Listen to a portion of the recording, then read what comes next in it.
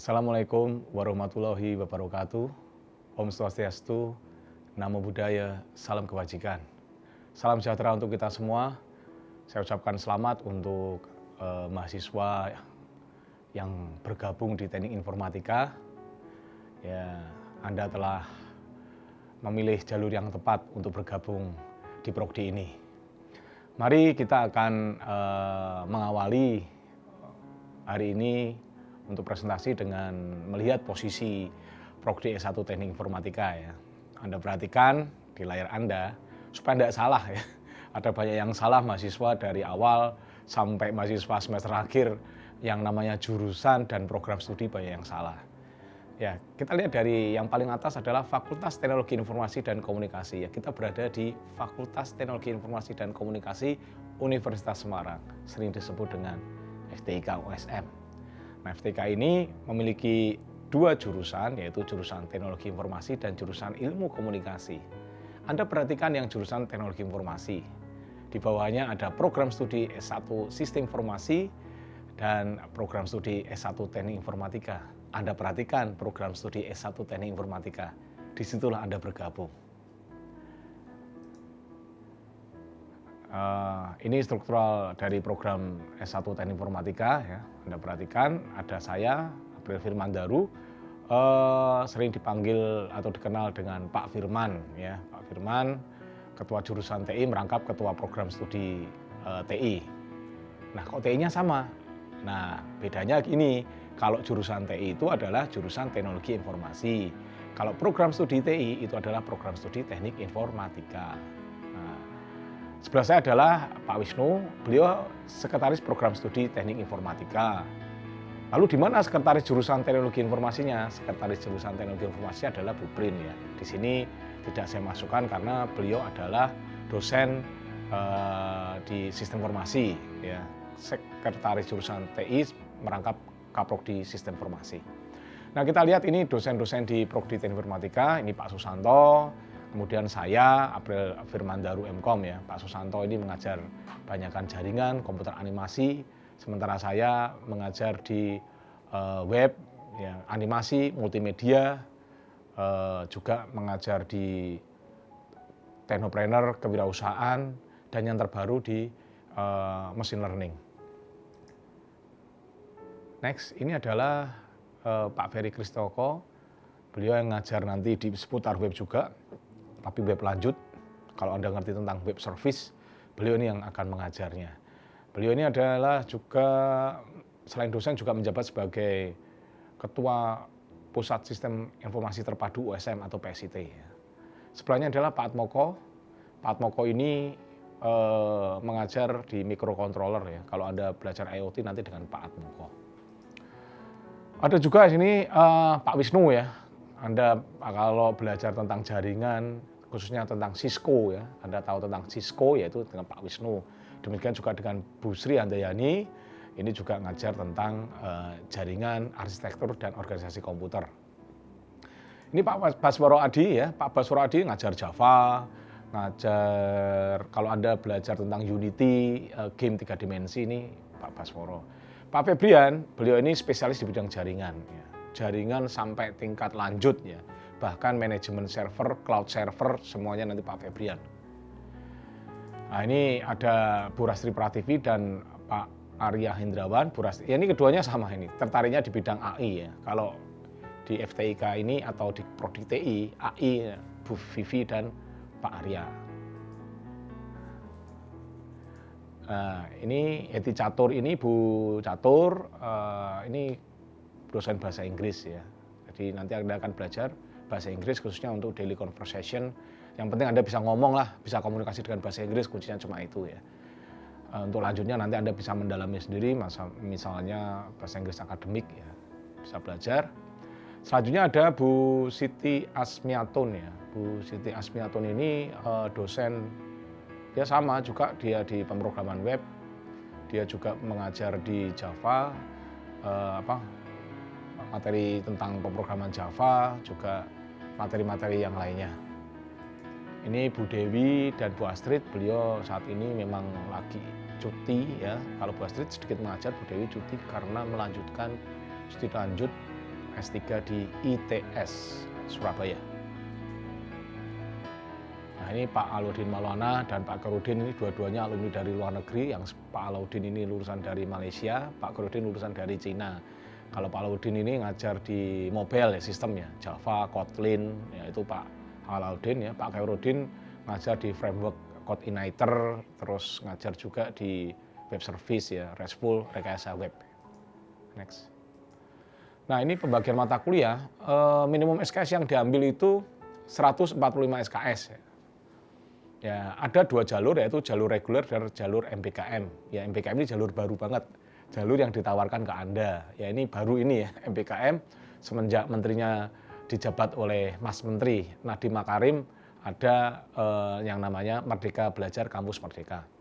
Anda bisa lihat jalur reguler 112 SKS mata kuliah wajib, ditambah 23 SKS mata kuliah tambahan, 10 SKS mata kuliah prodi dan lintas prodi. Jadi Anda bisa ngambil nanti mata kuliah di prodi lain.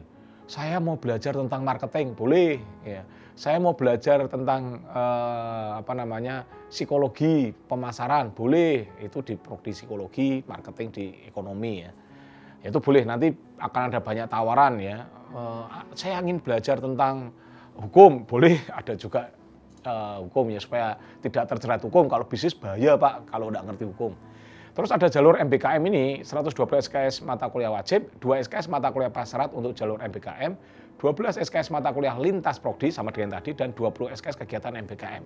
Ini bedanya adalah bahwa ada 20 SKS di mana Anda kegiatan MBKM itu ada kegiatan yang ditawarkan oleh pemerintah ya, kerjasama dengan perusahaan-perusahaan besar, yaitu misalkan magang, studi independen, kampus mengajar dan sebagainya. Nah, itu nanti bisa diambil Anda full selama 6 bulan ya Anda mengajar, dan itu nanti akan dibagi 12 SKS ya. 12 SKS Anda akan mendapatkan gantinya. Namun memang tidak bisa disambi. Tidak bisa disambi. Anda sambil kerja tidak bisa, Anda sambil kuliah juga tidak bisa. Karena kemarin ada yang sudah lolos ya. Di TI ada 10 orang yang lolos itu. Saya lihat kurikulumnya luar biasa. Tidak bisa disambi ya. MBKM ini full ya. Ada yang kemarin saya lihat kurikulumnya tuh wah padat sekali. Yang jelas padat, full kayak kuliah bener ya. Cuma di sana bukan hanya kuliah, Anda disuruh praktek ya. Namun demikian jangan khawatir, dasarnya sudah kita berikan di mata kuliah sebelumnya. Ini pembagian mata kuliah untuk Merdeka Belajar Kampus Merdeka ya, kurikulum MBKM, 8 semester rata-rata 12 SKS per semester. Catatan, satuan kredit semester atau satuan mata kuliah yang diwakili 50 menit pertemuan di kelas untuk tiap minggu selama semester yang ditempuh. Dalam satu semester, tiap mata kuliah minimal 12 kali pertemuan hingga 14 kali pertemuan, ditambah dengan ujian tengah semester dan ujian akhir semester atau penyelenggaraan menurut dosen pengampu masing-masing. Nah, ini mata kuliahnya untuk Anda ya, ini MBKM yang kita tawarkan ke Anda. Anda lihat di sini, yang perlu Anda perhatikan di sini kode mata kuliah yang ada P itu berarti ada praktikumnya. Perlu Anda ketahui bahwa di prodi TIUSM itu hampir mata kuliah kita kasih praktikum. Ya, perlu Anda ketahui juga bahwa kuliah di TIUSM Anda tidak hanya belajar tentang teori. Ya, tapi tidak ngerti skillnya. Ya, contohnya begini ya, Anda lihat di sini, algoritma dan pemrograman. Ya, itu dua teori, satu praktikum. Teorinya tentang algoritma, praktikumnya tentang Python. Ya, Anda belajar ini. Teknologi dan informasi, 2 juga. 2-nya adalah teori, 1-nya praktikum tentang teknologi dan informasi. Perancangan web, 1-nya teori, 2-nya praktikum. Di perancangan web Anda akan belajar tentang standar ya, HTML, CSS, JavaScript, dan pengenalan PHP. Sistem digital sama juga. Anda perhatikan di sini ya, bahwa hampir separuh di sini sudah ada praktikumnya. Artinya memang kita membekali Anda itu bukan hanya teori. Jadi jangan sampai di sini hanya aku mau ngejar ijazah, keliru. Di sini adalah Anda memperkaya skill Anda. Ya, Anda memperkaya skill Anda supaya setelah Anda lulus, ya intinya Anda bisa menjadi alumni yang punya kompetensi. Ya, kompetensinya lengkap, baik dari mobile, baik dari web online, web service untuk menggabungkannya sampai dengan IoT di sini diajarkan, Internet of Things. Ya, kalau kita lihat skripsinya itu rata-rata mahasiswa membuat sistem perpustakaan berbasis web. Tapi juga bukan hanya online, karena sudah belajar tentang web service, sistemnya juga ada mobilenya. Jadi bisa ngisi di mobil, bisa ngisi di web. Namun database-nya tetap sama, yaitu di database yang sama, yaitu yang dibangun, yaitu perpustakaan itu tadi. Ya ini contohnya ya. Mari next kita lihat. Ada pendidikan agama tentu teori, bahasa Inggris teori, komputer grafis ya. Minimal Anda bisa tentang grafis. Kalau Anda membuat web, membuat mobile, itu pasti berkaitan dengan grafis ya. Anda di sini belajar tentang bagaimana sih konsep grafis yang benar ya. Ada praktikumnya, kemungkinan praktikumnya ya yang mendukung grafis ya. Macam Photoshop, pengolah gambar itu kan, desain juga, Corel Draw dan sebagainya. Ada APBO, analisis dan perancangan berorientasi objek ya.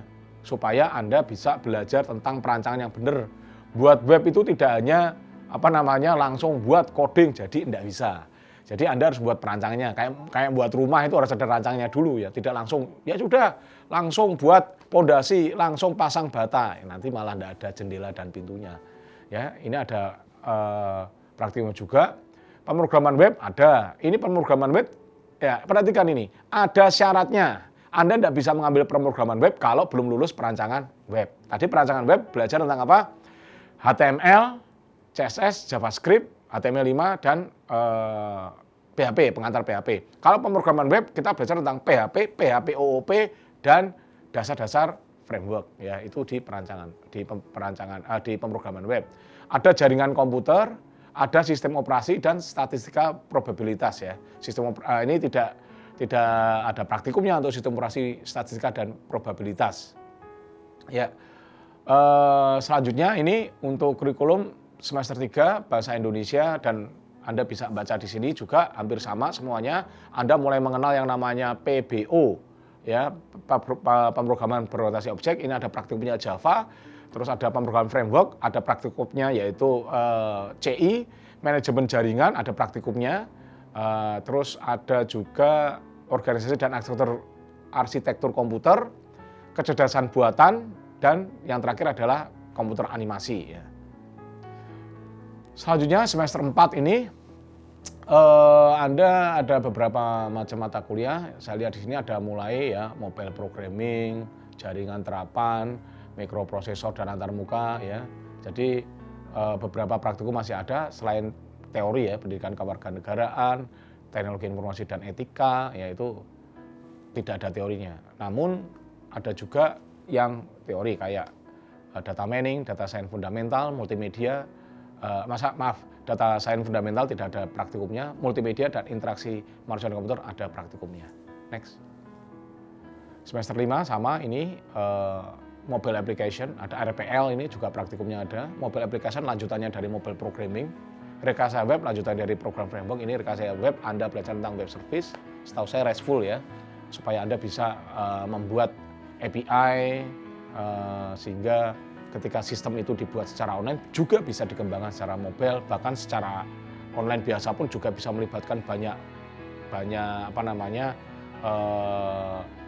pengembang ya, banyak pengembangan ya. Jadi yang di sini bisa pakai Java, di sini pakai PHP biasa, bisa masuk semuanya.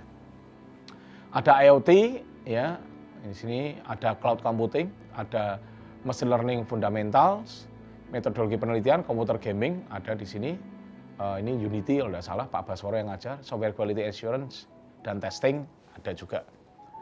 Nah, perhatikan di sini, ini saya akan jelaskan secara lebih ringkas tentang kurikulum semester 6. Ini ada mata kuliah, ada bintangnya itu mata kuliah yang dapat diambil oleh prodi atau luar prodi. Ketika Anda mengambil jalur reguler, ya tidak semuanya itu bisa MBKM, bisa magang di tempat perusahaan-perusahaan lain ya. Ada yang diterima, ada yang tidak. Karena prosesnya Anda daftar, ya daftar tes diterima apa enggak. Ya kalau sudah diterima bagaimana? Ya kembali ke jalur reguler di sini. Jalur reguler Anda belajar open source system, manajemen proyek teknologi informasi, sistem informasi manajemen, technopreneurship, Internet Security, Anda nanti ikut kerja praktek dan KKN, sama saja sebenarnya.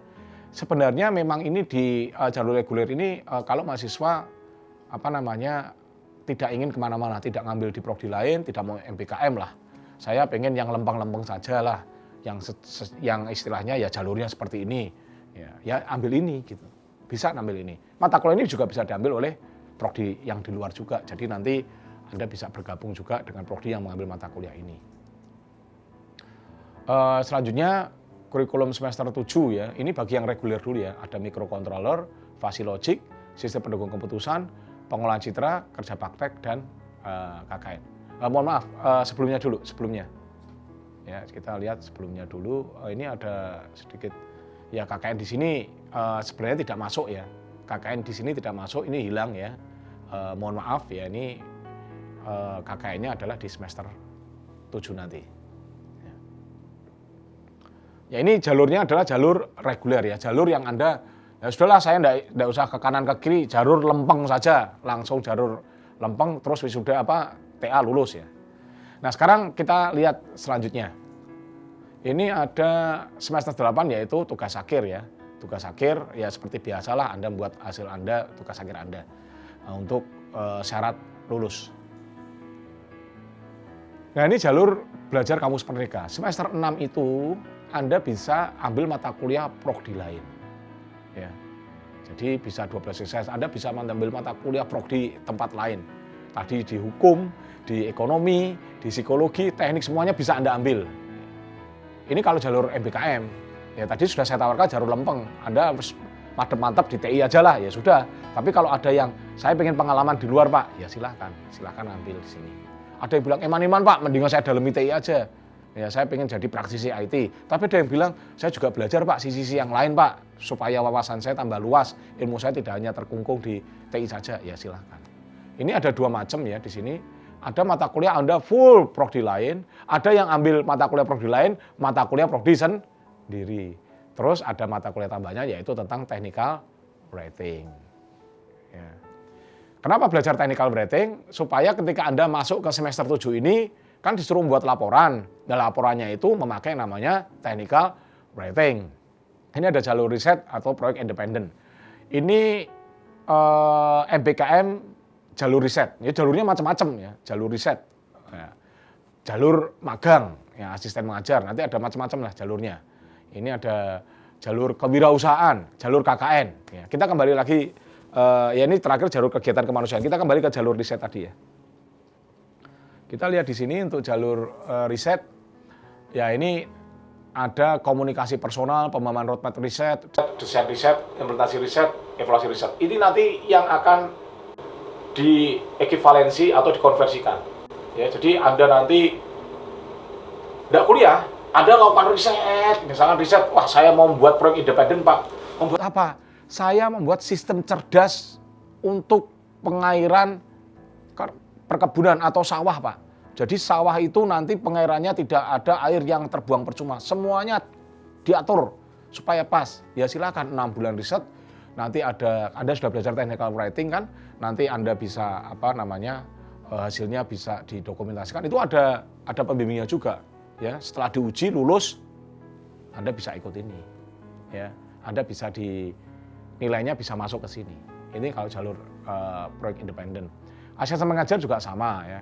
Anda ngajar di daerah-daerah tertentu yang disyaratkan oleh pemerintah ya, kan tidak bisa sembarang. Saya ngajar di dekat rumah saya Pak. Ya, jadi tidak bisa Anda berpikir pragmatis daripada kuliah, mending saya dekat rumah saya, yang ngajar sembarangan terus tidak bisa. Ada yang pemantaunya, ya jalur riset, jalur asisten mengajar ada pemantaunya. Nah, nanti teknik komunikasi, perancangan magang, adaptasi lingkungan magang, kegiatan kerja magang, evaluasi kerja magang itu nanti akan diberikan ke Anda semuanya. Ya. Selanjutnya adalah jalur kewirausahaan. Nah ini harus ada hasilnya, wirausahaannya tidak ya tidak hanya sembarangan ya. Jadi Anda membuat misalkan bisnisnya juga bisnis yang memang sudah bisa dipantau, sudah bisa dipertanggungjawabkan bahwa selama 6 bulan itu bisnis Anda memang benar-benar sudah jadi. Ya, sudah jadi dan sudah online, sudah ada transaksi-transaksi yang memang menunjukkan pertumbuhan yang baik. Nah, bisa diganti jalur kewirausahaan. Ada juga jalur KKN ya, komunikasi masyarakat. Ya ini bisa KKN ini ya. Jadi Anda ke tempat mana? Wah, saya mau ke desa, Pak. KKN sana. Kenapa ke desa sana? Saya KKN mau membantu desa digitalisasi arsipnya. Ya selama 6 bulan Anda bangun sistem di desa itu. Ya, ini sebenarnya lebih memungkinkan nih Anda ke desa-desa, ke sekolah desa, ke kelurahan, kemana. Ya kan banyak desa-desa yang belum punya sistem, apalagi sistem pengarsipan. Wah, Anda buatkan, tunjukkan sistemnya, jadi dapat ganti ini 5 mata kuliah, 14 SKS. Komunikasi masyarakat, manajemen perancangan KKN, proposal kegiatan KKN, evaluasi. Artinya yang harus berbau TI ya, jangan yang sembarangan gitu kan, jangan yang luar TI ya. Ya silahkan selanjutnya. Dan kegiatan kemanusiaan ya, komunikasi tim, pemahaman situasi dan kondisi lapangan. Dan sebagai kegiatan kemanusiaan ini Anda bisa di bidang kemanusiaan ya, membantu di bidang kemanusiaan. Namun demikian ada sisi IT-nya di sini ya. Misalkan Anda buat misalkan aplikasinya untuk komunikasi lebih mudah, pendataannya dan sebagainya. Jadi untuk jalur kemanusiaan ini memang diharapkan mahasiswa bisa memberi dampak ya. Secara umum boleh, tetapi lebih bagus kalau ada sisi-sisi IT-nya di sana. Jadi tidak hanya yang biasa-biasa saja. Nah di semester 8 ini ada ya ini ya laporan akhir kemanusiaan, laporan akhir. Ini sesuai jalurnya masing-masing ya. Jalur tadi yang Anda ambil apa? Nah ini di semester 8 adalah laporan akhirnya. Laporan akhir ini Anda semacam mempertanggungjawabkan. Ya mirip-mirip TA lah. Anda mempertanggungjawabkan kegiatan Anda. Ya. Bisa lulus apa Anda ya tergantung. Ya kan dilihat. Kalau asal-asalnya tidak bisa lulus, ngulang lagi. Sama, namanya TA juga tidak jamin lulus, skripsi juga tidak jamin lulus ya. Ya tergantung dari mahasiswanya. Kalau sungguh-sungguh pasti kita akan luluskan. Tapi kalau asal-asalan masa mau diluluskan? Nah itu akan mempengaruhi reputasi dari TI sendiri. Ya, asal-asalan bisa lulus. Oke, selanjutnya ini adalah peraturan akademik. Waktu tempuh studi S1 kurang lebih 8 semester dan maksimal 14 semester. Mahasiswa aktif adalah mahasiswa yang telah melakukan registrasi administratif dan registrasi akademik. Mahasiswa mangkir, mahasiswa yang tidak melakukan registrasi akademik. Masa mangkir diperhitungkan sebagai masa studi. Jadi itu kalau Anda mangkir ya. Mahasiswa mangkir 4 semester berturut-turut dinyatakan kehilangan statusnya sebagai mahasiswa. Cuti penghentian studi sementara. Ya ini perhatikan beda antara mangkir dan cuti ya. Kalau mangkir Anda tadi sudah jelas, sekarang yang cuti paling sedikit sudah mengambil 36 SKS. Perhatikan, 36 SKS. Telah mengikuti pendidikan sekurang-kurangnya 3 semester. Jangan sampai cuti di semester 2. Nggak boleh. Masa cuti dan mangkir diperhitungkan dengan lama studi. Jadi Anda cuti atau mangkir tetap maksimal studinya adalah 7 tahun. Lebih dari 7 tahun, DO. Nah ini jadwal kuliah, cara membacanya. Hari, jam, ya, mata kuliah, prodi, SKS, kelas, dan nama dosen. Ya, silakan diperhatikan. Kira-kira seperti ini membacanya. Ya, membaca dalam arti model-model jadwal yang muncul seperti ini, cara bacanya seperti itu. Jangan salah. Ya, ini ada ruang M32 itu ya ruangnya. Jadi gedung M, lantai 3, ruangan yang kedua. Nah, gitu. Ya, IP ini ya jumlah bobot kali SKS bagi SKS-nya, jumlah SKS-nya. Ya standar lah ini. Anda bisa nanti pelajari. Ya, ini syaratnya IP lebih dari 3, 24. Ya, antara 2 sampai 3, 21, di bawah 2, 18. Kalau pengen cepat di atas 3 terus. Ya. Ilmu KRS, ya perhatikan ini. Ambil jadwal sesuai kelas. Ya, A atau B, jangan zigzag ya. Kalau A ya A, kalau B ya B. Loh kenapa Pak? Itu kan bebas toh Pak. Ya tidak bisa seperti itu. Kalau Anda seperti itu nanti tabrakan jadwalnya adalah bentrok antara jadwal satu yang lain. Nanti di jam yang sama, di hari yang sama, jam hari yang sama Anda bisa aja jadwalnya ada 2. Nah itu untuk menghindari A ya A, B ya B. Kecuali kasus khusus dan konsultasi dengan dosen wali. Ya, kasus khusus itu berarti ya kalau ada masalah benar gitu. Selanjutnya B, diperhatikan mata kuliah apa saja yang harus diambil beserta jumlah SKS-nya. Yang C, pastikan tidak ada jadwal yang benturan.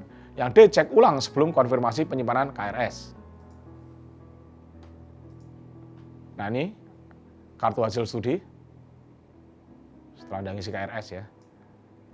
Nah, ini saya rasa sudah banyak perubahan ya, gedungnya juga sudah banyak yang baru. Nanti sudah masuk aja ya, ini online masalahnya. Ini ruang kuliahnya, ya M31, Q11, M32, Q12 dan sebagainya. Nah ini ruang laboratoriumnya, yang jelas ada banyak ruang laboratorium, ya Anda bisa baca ini. Ya untuk perkuliahan Anda bisa perhatikan ya di layar ini ada informasi tentang perkuliahan, ya. Masih online ya ini rencananya, ya pandeminya juga belum selesai, vaksinnya juga belum semuanya divaksin, belum ada herd immunity. Tapi kalau misalkan memungkinkan tidak selalu online ya, bisa saja nanti gabungan ya antara online dan offline ya. Misalkan bisa saat ini online, bisa offline ya kalau sudah vaksin semuanya. Pengisian KRS online bisa di mana saja. Aturan perkuliahan berbeda-beda untuk masing-masing dosen ya. Jadi silakan Anda bisa komunikasi ke dosen, jangan sampai menyamakan. Lo dosen A seperti ini, dosen B seperti itu, dosen masing-masing berbeda, penilaian juga berbeda, jadi Anda harus menyesuaikan ke dosen masing-masing. Dan ini yang penting, kerja praktek, tugas akhir, sertifikasi atau KKN dan wisuda tidak termasuk dalam SPP. Nah, apabila cuti kuliah dapat keringanan bayar SPP 60%, tetapi harus diajukan secara tertulis sebelum mid semester. Sedangkan jika mangkir tetap bayar 100%. Nah, ini bicara tentang alumni, ini namanya Mas Agus Wahyuana, alumni kita, ini sebelum lulus sudah ditarik di staf ahli bidang IT Kominfo Semarang. Ini programmer Government Resource Management System GRMS Jateng sebagai programmer full stack developer. Dia adalah Mas Iqbal Rofiandi Wijanarko, ya, juga game developer juga ya, pakai Unity. Next. Ini kegiatan KP ya, kalau ada kerja praktek ya. Kalau Anda ikut jalur yang reguler, tidak jalur MBKM ya, jalur reguler itu ada namanya KP. Ini mahasiswa KP di Dinas ESDM ya. Ini orangnya senang bisa buat sistem di sana. Ya, jadi sempat masuk di surat kabar juga. Terus ini di PTPN 9 mahasiswa membuat IoT di sana. IoT ini pengontrol suhu ya dan kelembaban sehingga bisa dipantau lewat handphone. Ini komunitas coding mahasiswa. Ya. Jadi mahasiswa ada komunitasnya. Nah ini mahasiswa bersaing di tingkat nasional nih ya. Mahasiswa tidak hanya lomba juara di tingkat lokal ya, Anda lihat di tingkat nasional ya, walaupun juara 2 ya. Namun kalau kita lihat bisa bersaing dengan Bina Nusantara, University juga ITS ya. Kita bisa masuk ke sana. Jadi Anda harus terus tingkatkan kompetensi Anda bahwa level Anda bukan level lokal, sudah level nasional. Website di ftik.usm.ac.id, ftik.usm.ac.id. Sekian dari saya, semoga bermanfaat. Wassalamualaikum warahmatullahi wabarakatuh.